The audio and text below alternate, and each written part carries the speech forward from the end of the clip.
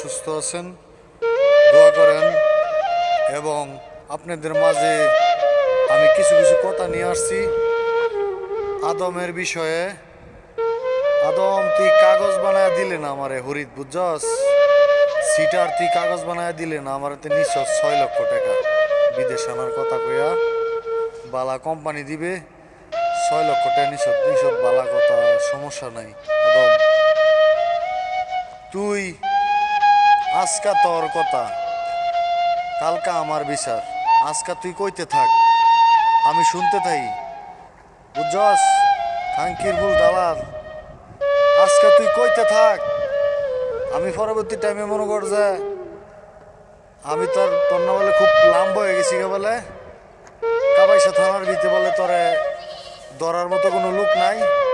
আমি একদিন যদি বাচ্চাই তাহলে ধরাম আমি তোরে, দেখাম কোন বেড়াটা তোরে বাঁচায়, কয়জনে তোরে শেল্টার দেয় আমি দেখাম। ওরে তোরে কয়জনে শেল্টার দেয় আমি দেখাম। আমি যে বাচ্চা থাকি তো দেখাস না, মনে হচ্ছে কথাটা সেভ করিস মাথার মধ্যে, বুঝছস?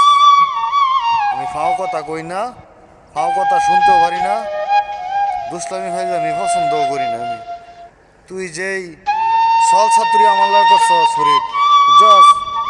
এই ছাত্রী তুই একদিন হারে হারে কাজে কাজে তুই টের পাইবে। তুই মানুষের ক্ষতি করছস, তোর ক্ষতি করবো আল্লাহ, বুঝছস? ফরিদ, তোর ক্ষতি করবো আল্লাহ। আল্লাহ এমন ক্ষতি করবো তোর, তোর সব দুনিয়ার গজব হয়ে যাবো গা। তোর কিচ্ছু থাকতো না, দালান কোটা বাড়ি ঘর তোর কিচ্ছু থাকতো না, বুঝছস? আল্লাহ চাইলে সবই পারে।